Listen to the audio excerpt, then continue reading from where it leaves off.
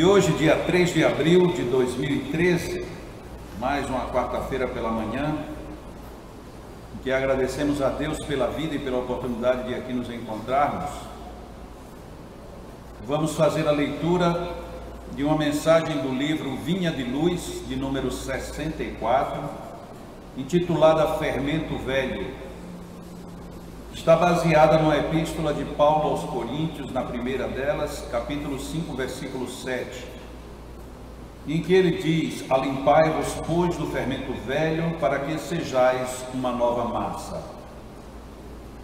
E depois o Espírito Emmanuel, através de Chico Xavier, fez o seguinte comentário: existem velhas fermentações de natureza mental que representam tóxicos perigosos ao equilíbrio da alma.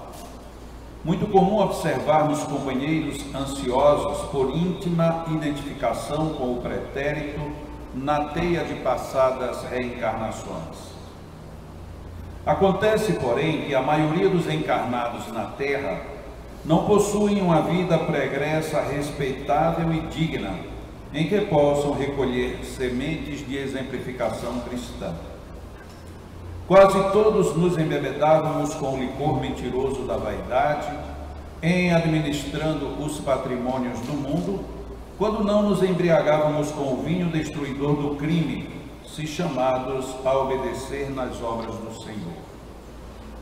Quem possua forças e luzes para conhecer experiências fracassadas, compreendendo a própria inferioridade, talvez aproveite algo de útil relendo páginas vivas que se foram. Os aprendizes desse jaez, contudo, são ainda raros nos trabalhos de recapitulação na carne, junto da qual a compaixão divina concede ao servo falido a bênção do esquecimento para a valorização das novas iniciativas. Não guardes, portanto, o fermento velho no coração.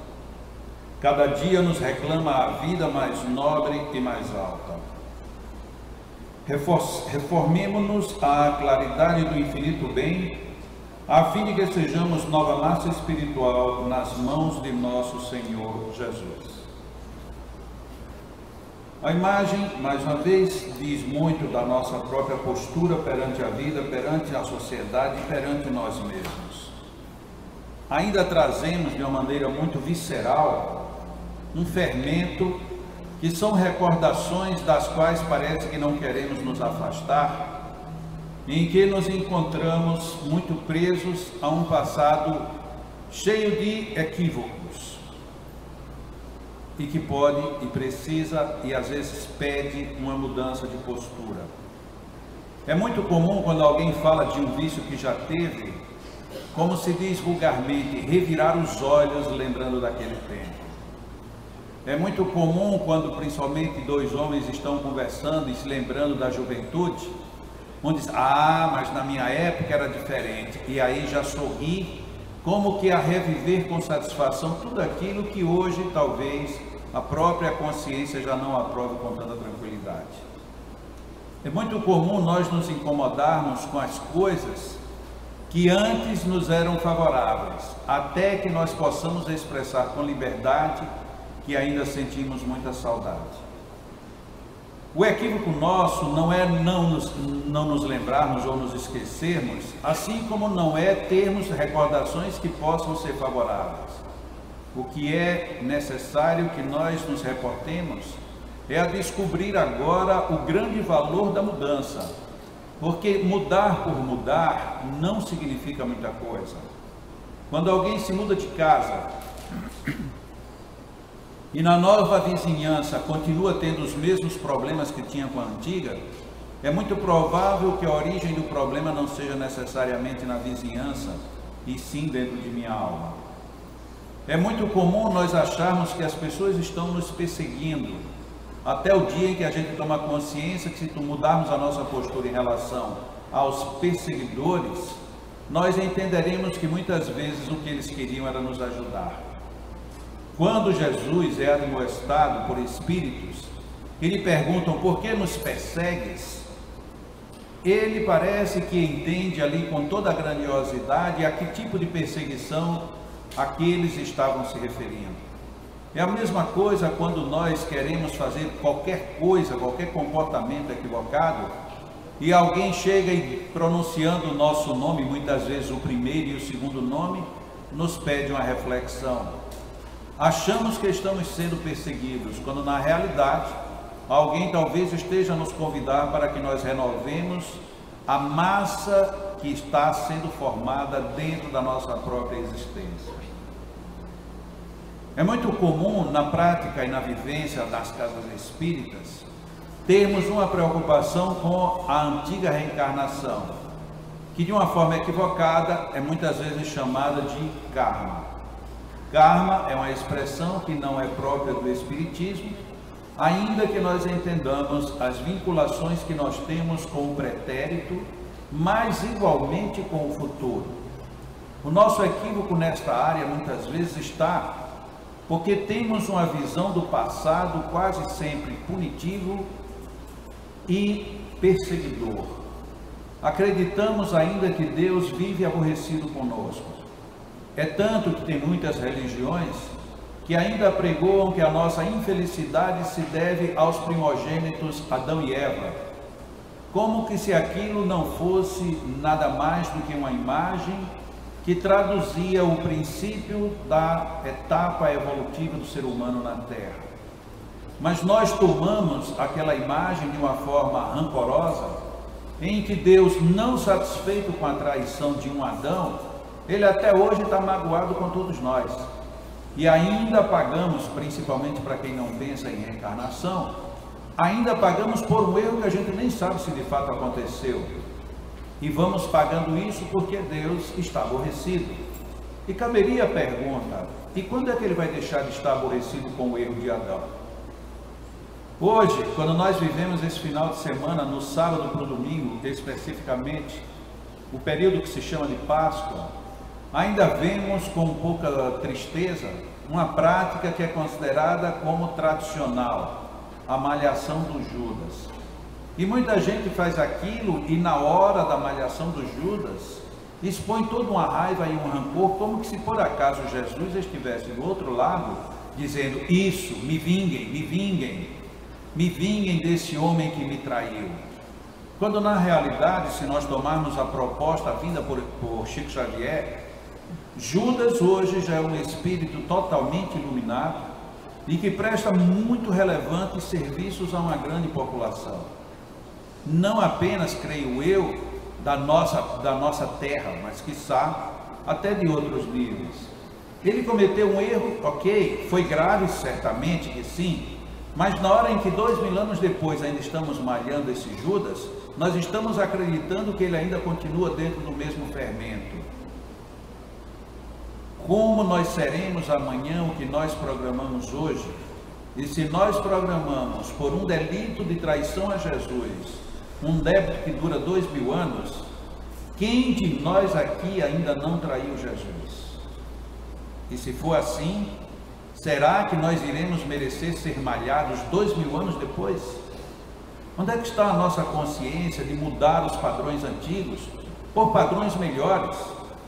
Não vamos condenar as pessoas, as religiões, as castas, as seitas, por suas tradições, por suas visões de tempos remotos ou até mesmo de tempos atuais. Mas por que não pensarmos diferente?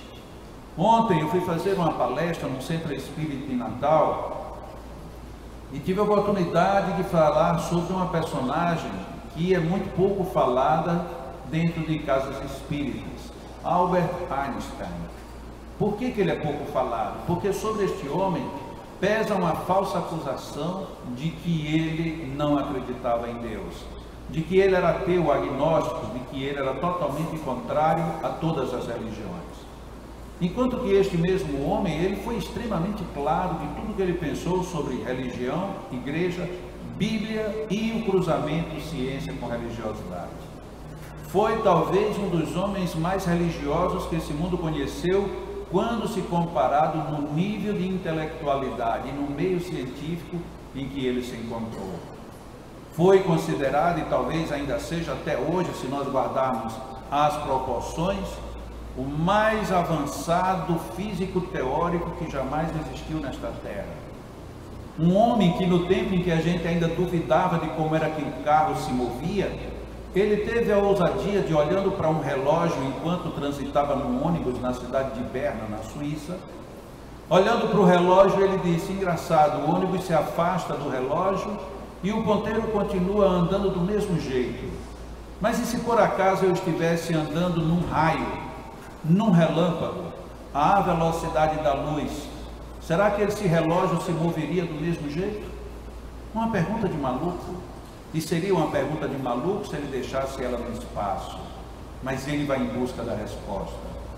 E depois, quando ele junta isso às teorias de Newton, em que Newton diz que tudo é atraído para um campo maior, e aí explicava a lei da gravidade, ele disse que se isso fosse só dessa maneira, a Terra invariavelmente já teria se chocado com o Sol e já teria desaparecido. Então, por que é que a Terra se move ao redor do Sol, mas ela não se precipita para o Sol se existe a lei da gravidade? E ele não só pensava, mas ia procurar. E procurava a solução. E no final ele tem a ousadia de dizer que as religiões, enquanto igrejas, elas são infantis, porque elas estão querendo fazer com que as pessoas simplesmente sigam roteiros sem nem ao menos entendê-los. E a proposta da vida é que nós entendamos as coisas para poder seguir melhor. E ele então pôde falar sobre Deus. Eu quero conhecer Deus, sim, mas quero conhecê-lo matematicamente, porque de forma matemática ele não terá como deixar de ser entendido, enquanto que no campo transcendente em que ele se encontra, ficará o tempo todo sendo joguete dos interesses das religiões. E é óbvio, as religiões ficaram ofendidas com isso. E por que se ofenderam? Porque aquele homem estava tendo a ousadia de tirar o fermento velho das nossas concepções totalmente presas, onde nós continuamos esperando um Deus que castiga e pune. Temos no advento do Espiritismo uma nova forma de pensar a vida e continuamos exatamente na mesma trilha. Buscamos na reencarnação a justificativa das nossas condenações. Buscamos nos princípios espíritas não a luz para as nossas vidas, mas os motivos para dizer por que sofremos. Sim, nós podemos encontrar a resposta por que sofremos, mas só isto não resolverá o problema de absolutamente ninguém. O interessante é eu saber por que eu sofro, por que dói, por que eu passo por tudo isso, mas que recursos eu tenho para vencer todas essas situações. Porque se assim não fosse, de pouco adiantaria nós estarmos reencarnando e reencarnando na Terra ou em qualquer lugar, porque estaríamos apenas repetindo um mesmo modelo. E a proposta divina não é para que nós sejamos espíritos imperfeitos ad eterno. Ele quer seguramente que nós sejamos espíritos evoluídos. Ele quer de fato que nós alcancemos níveis mais altos. Mas nós não queremos que isso aconteça. Nós usamos as palavras e os adjetivos de formas equivocadas. Quantas vezes nós dizemos cuidado para a vaidade não tomar conta, quando na realidade a pessoa não está se envaidecendo, ela está querendo ganhar cultura, ganhar conhecimento, se melhorar, ser bom. Jesus propunha isso o tempo todo, mas na hora que qualquer discípulo seu da primeira ou da última hora dissesse melhor, porque está seguindo, na mesma hora será apedrejado, porque não é permitido ainda que nós tiremos o fermento velho de nós mesmos, a não ser que a única pessoa que possa permitir isso se permita, que é cada um de nós mesmos. Eu posso tirar o fermento de cima de mim, se eu quiser. Eu posso mudar a minha vida, se eu quiser. Tudo na natureza colabora para que eu tenha uma nova postura, mas tudo isso só acontecerá se eu assim aceitar. A decisão será sempre nossa, e não adianta depois alegar: eu não sabia, eu não queria, eu não imaginei, pensei que fosse diferente. E os espíritas tampouco adianta falar: foram os obsessores, foram os inimigos do passado, foi a minha reencarnação, foi porque eu nasci aqui ou ali. Nada disso resolverá o nosso problema. Se falharmos, teremos falhado outra vez. Seremos condenados por isso? Não, mas teremos que novamente repetir os exercícios que não foram aprendidos. Isso é tão lógico, isso é tão óbvio, que muitas vezes a mim particularmente me espanta que seja difícil algumas pessoas entenderem a justiça divina como sendo sobretudo uma lei de amor. que foi inclusive, como Allan Kardec bem definiu, junto com os Espíritos, em O Livro dos Espíritos. A grande lei que fala de Deus é a lei de amor e justiça. Uma está dentro da outra. Não existe justiça sem amor, como não existe nenhum amor justo. Como é que nós queremos, pensamos, sentimos que Deus se manifesta em nós, se os fermentos que ainda trazemos são fermentos que geram bolos murchos, bolos que não crescem, almas que não florescem, árvores que não frutificam? Será que é realmente isso que Deus espera de cada um de nós?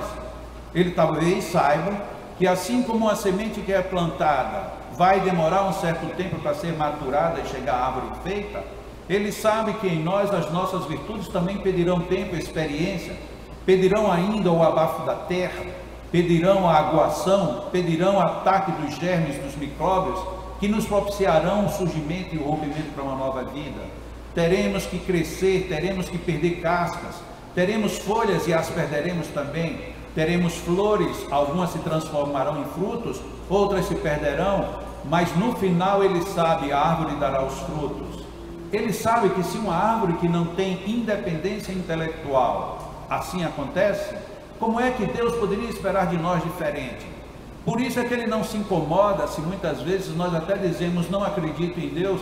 Pouco importa. O importante é que você acredite em você. Acredite que você pode, que você é, que você faz, mas acredite e invista nisso. Nosso defeito muitas vezes é porque queremos investir nos outros. Queremos esperar a felicidade que Jesus vem trazer. Jesus disse que trazia para nós a paz.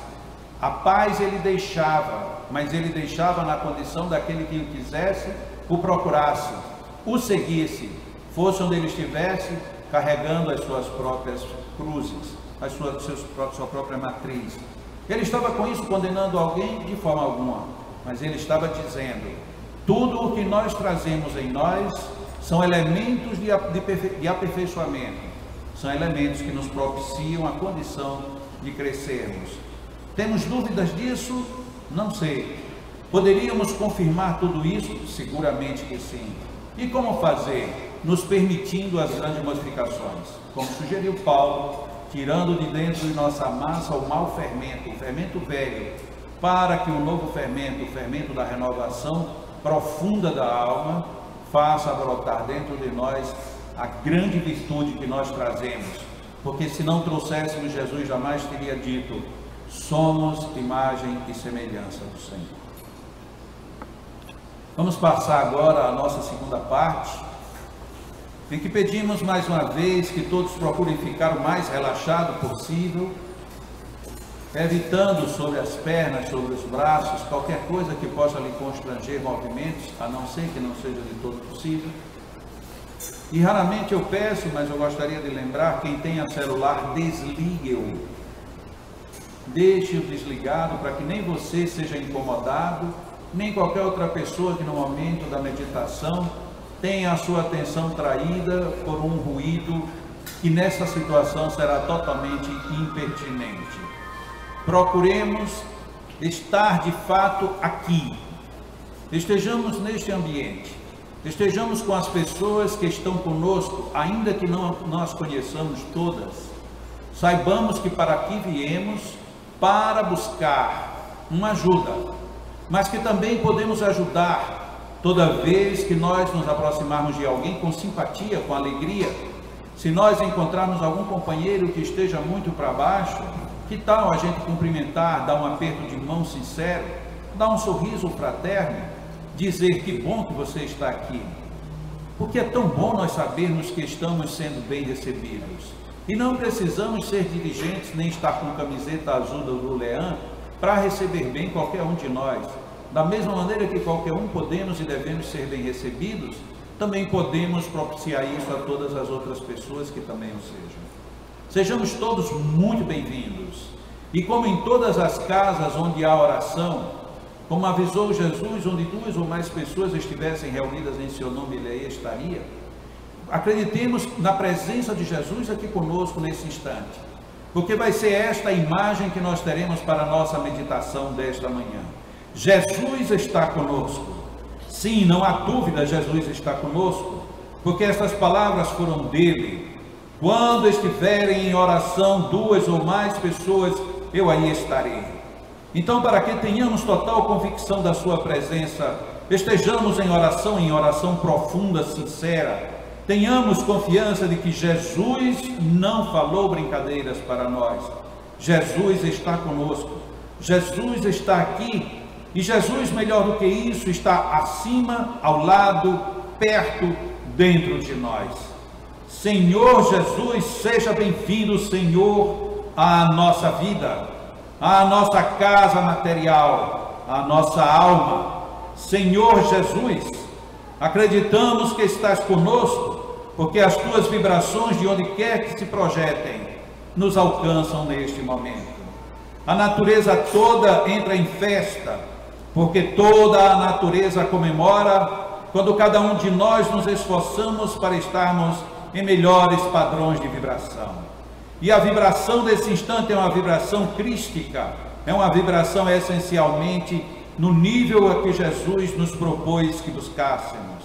E Ele está conosco, porque do fundo da alma estamos dizendo: Jesus, Senhor, irmão, aqui estamos para receber o teu abraço, para receber a tua bênção, para dizer-te: Senhor, nós te agradecemos por tudo que nos dás, pelo teu evangelho, pelas tuas bênçãos diretas e indiretas. Obrigado, Senhor, pelos companheiros todos que aqui estamos. Obrigado, Senhor, por esse conjunto de vibrações que o mundo espiritual vem aos poucos congregando para despejar sobre cada um de nós. E nesta união de energias, os nossos companheiros magnetizadores neste instante unem igualmente as suas energias, os seus bons fluidos, para que um único caldo de essência divina seja o transporte em que Jesus se manifesta dentro de nossas almas, dentro de cada um de nós. Jesus, Filho amado, Jesus, o nosso irmão maior, na certeza de que estás conosco, através dos teus mensageiros, através dos espíritos amigos, através dos nossos santos protetores, dos nossos anjos guardiões. Estás conosco, Jesus. Estejas em nós, Senhor. Auxilia-nos para que estejamos totalmente abertos, para deixarmos que essas bênçãos sutis e profundas alcancem as nossas almas.